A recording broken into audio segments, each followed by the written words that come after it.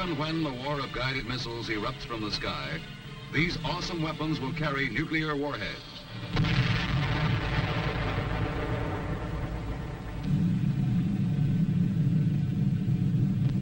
This is one of a series of films demonstrating the current doctrine and operational principles for the medical management of mass casualties incurred in a nuclear weapon attack.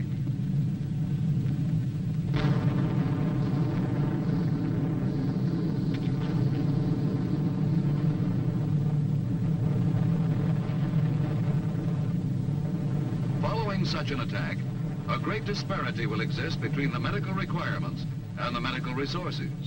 The purpose of this film is to demonstrate the accepted principles in the management of psychological casualties. Within the area of the actual blast, there will be great destruction, death, and injuries in large numbers. However, even beyond the periphery of such a blast area, many injuries will result from flying debris and secondary fires. In addition, although they may escape injury, many will show varying degrees of non-effectiveness. This will be due to the emotional impact of being exposed to massive physical destruction and great personal danger.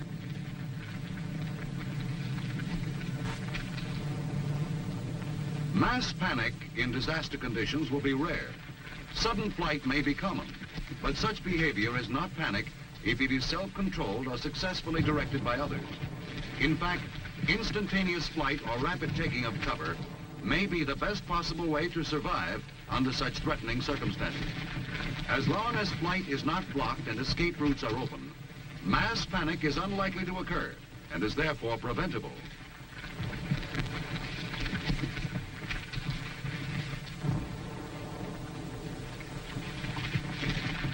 In from 15 to 20% of the survivors, actual danger will produce alertness and increased efficiency. Prior training or experience will increase the likelihood of this favorable reaction. However, the majority of individuals will be unable to cope with such a catastrophic experience immediately, particularly if it is unexpected or prolonged. The sudden obliteration of their surroundings, the sound and fury of the blast, will make it difficult to respond or react promptly and effectively. Great fear will interfere with the ability of many to understand what has happened or to decide what they must do. After seconds or minutes, however, most of them should recoil and develop sufficient awareness to take steps for personal survival. During this recoil period, and for a time thereafter, such survivors may be influenced by the commands and activities of leaders or other survivors.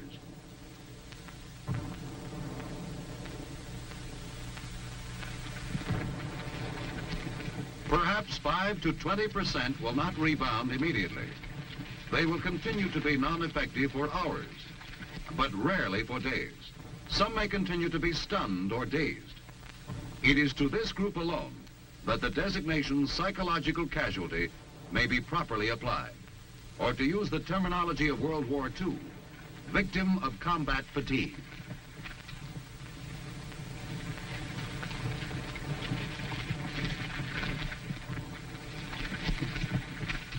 Most of the survivors of a nuclear attack will react in ways which must be regarded as normal responses to stress of such severity. These reactions are not necessarily disabling and may render individuals only temporarily non-effective. These people will experience sensations and will behave in ways commonly encountered among disaster victims. Some may have tension headaches, a momentary freezing of muscular activity, temporary difficulty with speech, trembling or occasional gross shaking. Others may suffer from nausea and vomiting. Overactivity of the sympathetic nervous system, sweating of hands and feet, rapid heartbeat, giddiness, or breathlessness.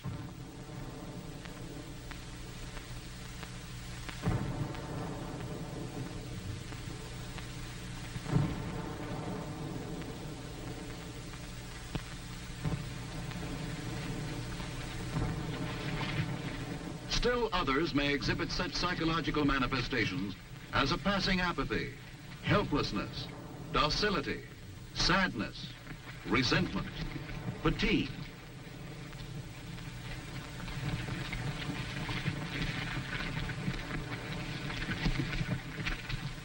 Some overexcitability with laughter or tearfulness and restlessness. All these symptoms are normal disaster reactions. Individuals suffering them will be unhappy, uncomfortable, and distressed, but they will be non-effective for only a very short time and should not require specialized medical treatment or management. If their difficulties are not to be prolonged, it is important that the nature and significance of their reactions be understood by their leaders and by those about them. Such persons who are immediately available must provide them with direction, firmly encourage their prompt return to effective function.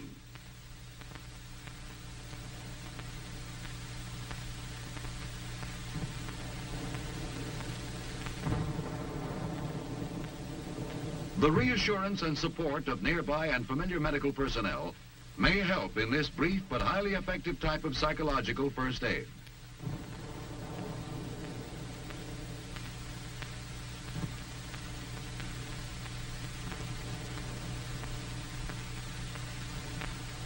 Only when, despite such efforts, the abnormal behavior persists, should psychological casualties be considered psychiatric problems requiring specific medical treatment for their combat fatigue.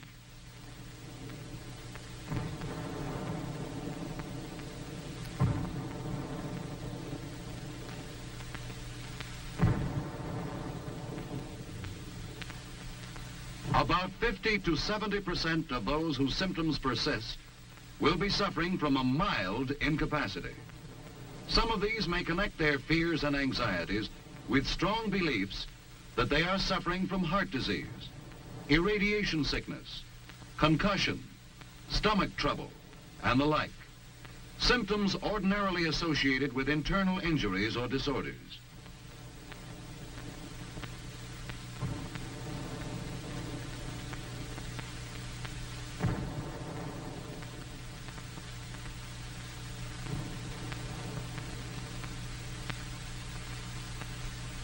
Burns or other minor injuries may serve as a focus for undue bodily concern.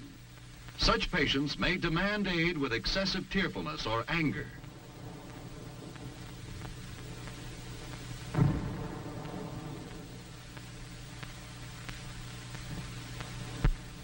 They may wander about aimlessly.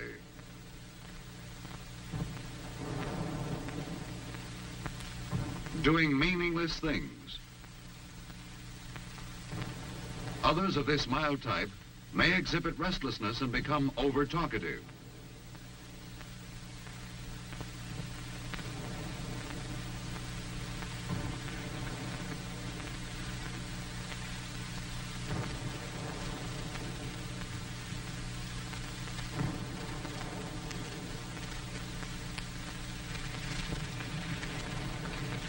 Because they cannot concentrate on or complete a single task, they will be almost unable to function with others.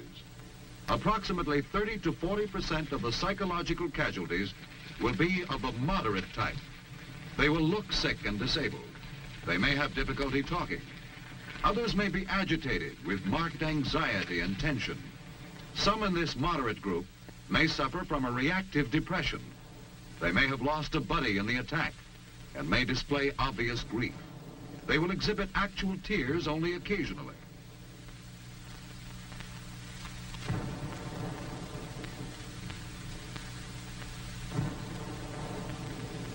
Still others may suffer from hysterical blindness, deafness, loss of memory or voice.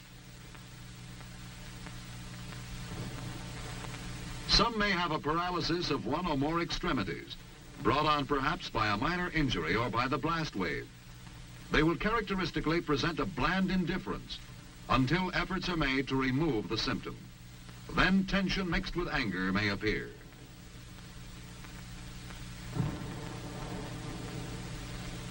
Finally, in this moderate group, there may be those who continue to be stunned and dazed by their experience. They may exhibit severe apathy.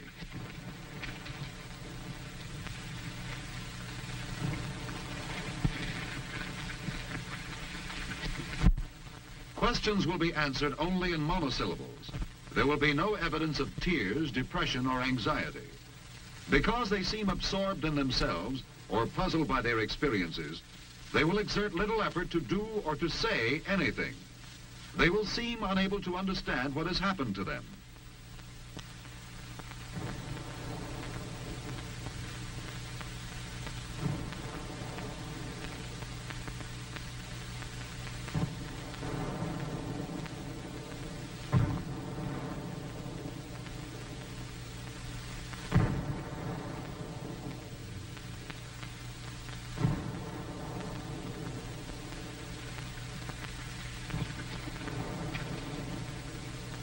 Approximately 1 to 3% of the psychological casualties will be in the severe group, clearly out of contact with reality, exhibiting uncontrolled actions which are purposeless and undirected. Because they respond without discrimination, self-injury may result. It will be impossible to reason with them, and incoherent shouting will sometimes occur.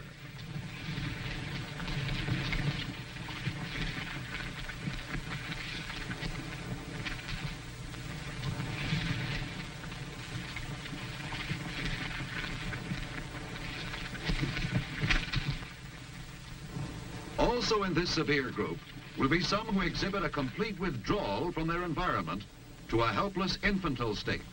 They will be mute, motionless, with little reaction to stimulation.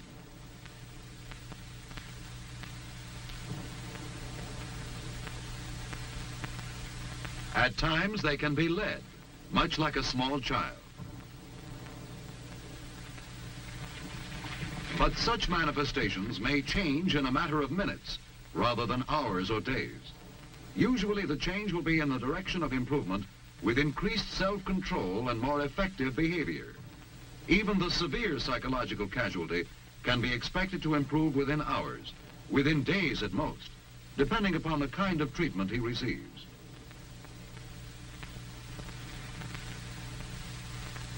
There are certain basic principles to be followed in the treatment and management of mass psychological casualties.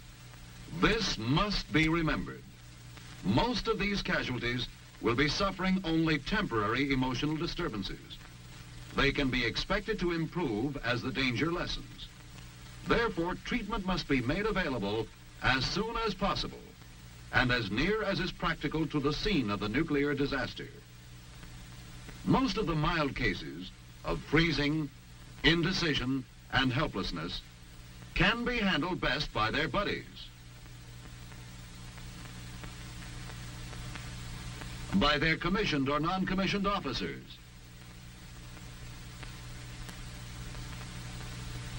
or by medical corps men.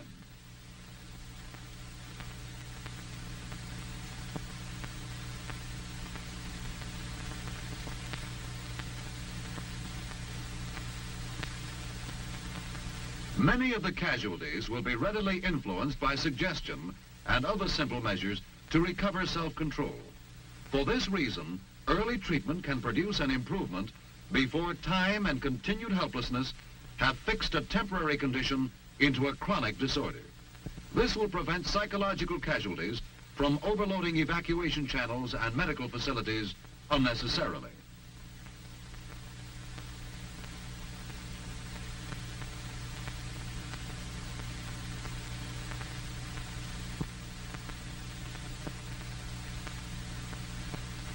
Immediately after the blast, these facilities must be reserved for the treatment of casualties with physical injuries.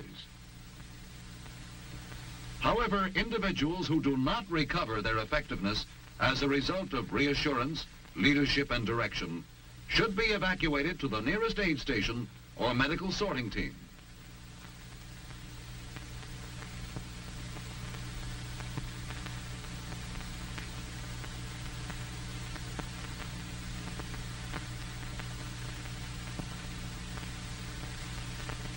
They should be evacuated as walking wounded if possible. By litter only if absolutely necessary. In nuclear warfare, the battle group surgeon will normally assume the role of a frontline psychiatrist.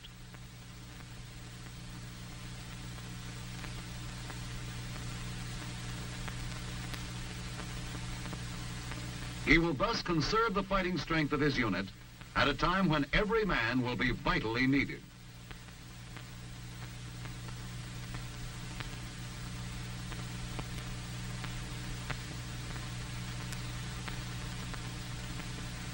Mild cases, if they reach medical sorting teams or aid stations, will be placed in a holding category.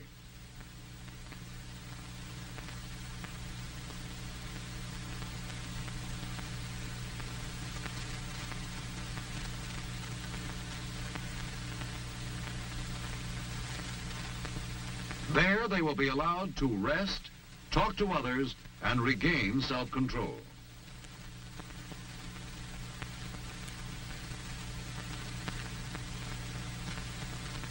Careful sorting and early corrective treatment at the aid station level can promptly restore vitally needed trained manpower urgently required for defensive and rescue tasks.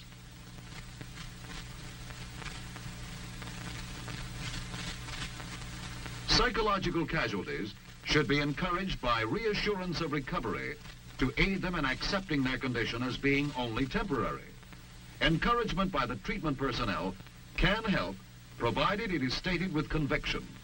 Their calm acceptance of the casualty and their attitude that the symptoms are only temporary can produce the desired improvement within a matter of hours, especially after certain treatment procedures have been followed. These procedures should be simple and brief, not only because of the lack of personnel and time, but because straightforward simplicity avoids the suggestion of serious illness.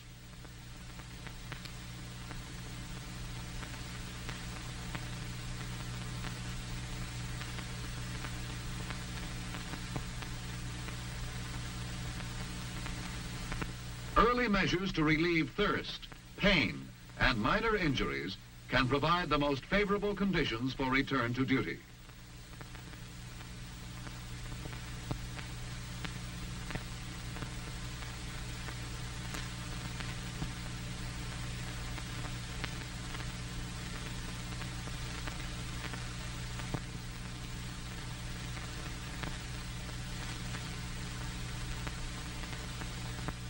If available, small doses of a sedative with warm milk, soup, or cocoa can promote relaxation, although the warm drink alone can often serve the purpose adequately.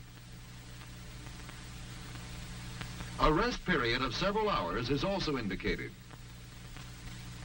Later, if time permits, the psychological casualty should be interviewed briefly and should be encouraged to relate his experiences in the disaster.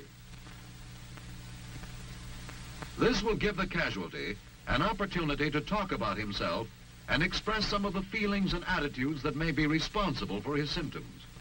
It will also encourage him to respond to others so that he can be motivated to return to duty. The final stage in this brief and simple treatment consists of giving the casualty directed and supervised duty assignments. Preparatory to their return to duty, improved cases can be readily put to work at some part of the salvage, rescue, or medical mission. With this return to activity, their ability to work with others will improve, and they will be led further toward resuming their normal activities.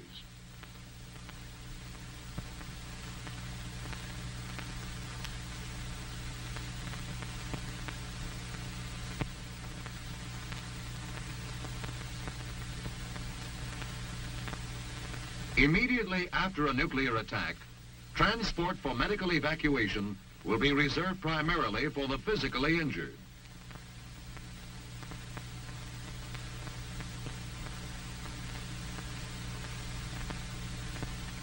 However, when these facilities become available, the severe persistent psychiatric cases should be evacuated.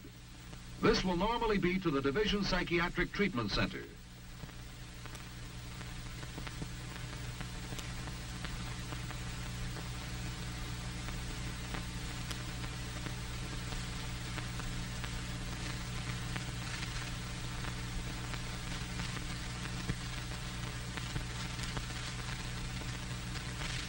The division psychiatrist and his staff will usually be found at the clearing station. During the initial phase, the division psychiatrist may be largely occupied with assisting in the sorting and treatment of the physically injured. In this period, the psychiatrist may restrict his specialized activities to the supervision and direction of the division social worker. The social worker will provide the immediate treatment and supervision of the patients.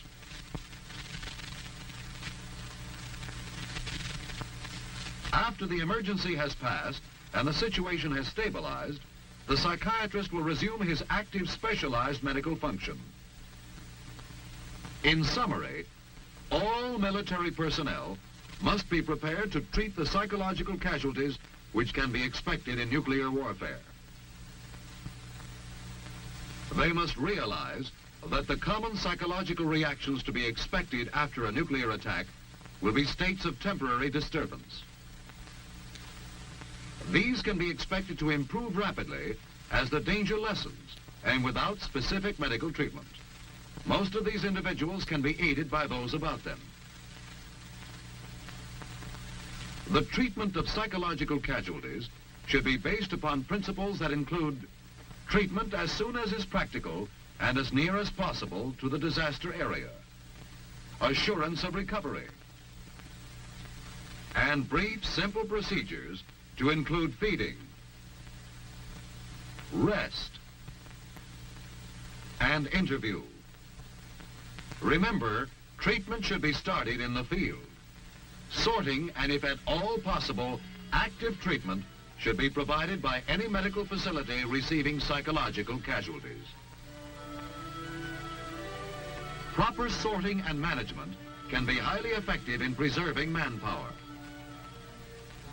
Most important, in the early phases of a nuclear attack, directed work and other steps to improve effectiveness will not only shorten the period of abnormal behavior, but will save lives, reduce disability, and in general, lessen the inevitable confusion and chaos resulting from a nuclear attack.